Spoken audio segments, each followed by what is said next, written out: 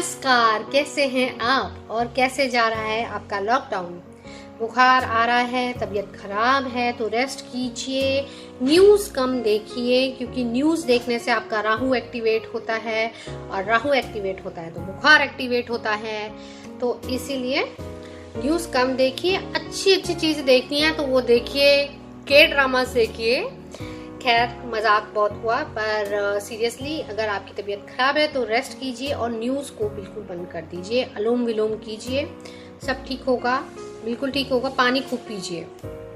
तो ये हुई आपकी सेहत की बात। और साथ में रखिए आप फेथ और होप, यानी कि श्रद्धा और सबूरी अपने साथ रखिए। तो आज हम आपको जो कहानी सुनाने जा रहे हैं वो एक छोटी बच्ची की है और उसके अपने विश्वास की है जो उसने अपने ऊपर किया अपने भाई के लिए। उसका भाई जो था वो बहुत बीमार रहता था, मतलब जब से पैदा हुआ था वो तब से बीमार रहता था और इतना बीमार कि आए दिन रोज़ हॉस्पिटल्स के चक्कर कटते थे।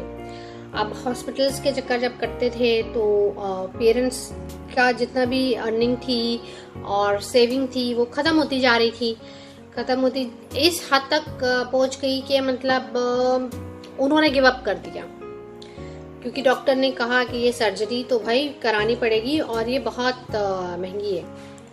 अब गिव अप कर दिया तो उसकी मदर जो थी वो रो ही रही थी और उसके फादर भी काफ़ी टेंस थे बच्ची के। बच्ची का नाम है त्रिशला। तो त्रिशला जो होती है ये बातें अपने पेरेंट्स की चुपके सुन रही होती है कि अब तो कोई जादू ही हमारे बेटे को बचा सकता है या कोई मिरेकल बचा सकता है, भगवान के ऊपर अब प्रेयर कर सकते हैं और कुछ नहीं कर सकते। अब उसने ये बात सुन ली कि प्रेयर कर सकते हैं तो वो भी प्रेयर करने चली गई। वो जब अब प्रेयर कर रही थी तो उसको ध्यान आया उसके पास एक पिगी बैंक है, तो उसने वो पिगी बैंक खोला, उसमें जितने पैसे निकले उसने इकट्ठे किए और वो चली गई केमिस्ट के पास। अब केमिस्ट था बिजी, तो पहले तो वो वेट करती रही, पर उसने देखा कि ये तो इसकी बातें ख़त्म ही नहीं हो रही। तो उसकी अटेंशन ग्रैब करने के लिए उसने काफ़ी जैसे गला साफ किया या पैर मारा ज़ोर से, पर फिर भी वो उसकी अटेंशन नहीं ले पा रही थी। तो उसने क्या किया कि उसके पास जितने भी पैसे थे उसने उठा के उसके काउंटर पे रख दिए। अब इससे उसकी अटेंशन आ गई कि भाई ये क्या है। कहती ये क्या है, तुम इतने सारे सिक्के मेरे पास क्यों लेके आई हो। कहती है कि मुझे ना जादू खरीदना है। क्या खरीदना है। कहते हैं वो जादू जिससे मेरा भाई ठीक हो जाए। यहाँ कोई जादू वादू नहीं मिलता, जाओ यहाँ से और अपने मम्मी पापा को कहो उनको हॉस्पिटल ले जाए। तो मैं हॉस्पिटल गए हैं और मम्मी पापा को मैंने सुना है, मम्मी पापा यही कह रहे हैं। तो वो कह रहे हैं अच्छा तुम जाओ, यहाँ पे कुछ नहीं हो सकता, तुम देख नहीं रहे कि मैं बहुत ज़रूरी बात कर रहा हूँ। मेरा भाई इतना टाइम से पढ़ के विदेश से पढ़ के आया है तो मुझे अपने भाई से बात करनी है।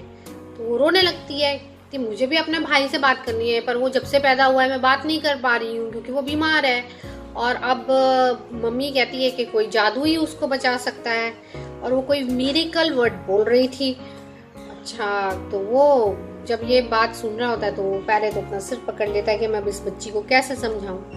पर वो जिससे बात कर रहा होता है, जो उसका भाई है, वो विदेश से जो पढ़ के आया होता है, वो बैठता है नीचे और पूछता है कि क्या हुआ है तेरे भाई को। वो कहती है कुछ सर्जरी करानी है, इस पैसों में अगर हो सकती है तो कर दो। कितने पैसे तेरे पास। तो काउंट करते हैं तो कुछ 20 रुपए निकलते हैं। तो कहती है कि मैं अब और इकट्ठा करके और भी लेकर आ सकती हूँ अगर आप चाहो, बस मेरे भाई को बचाओ। तेरे भाई को प्रॉब्लम क्या है। कहते कुछ नहीं, उसको कुछ मुझे नहीं पता, पर उसको कुछ दिमाग की बीमारी है। तो वो जो होता है वो पैसे ले लेता है और वो उसको कहता है चलो दिखाओ तुम्हारा भाई कहाँ है। तो जो भी है वो ऑपरेशन करा देता है।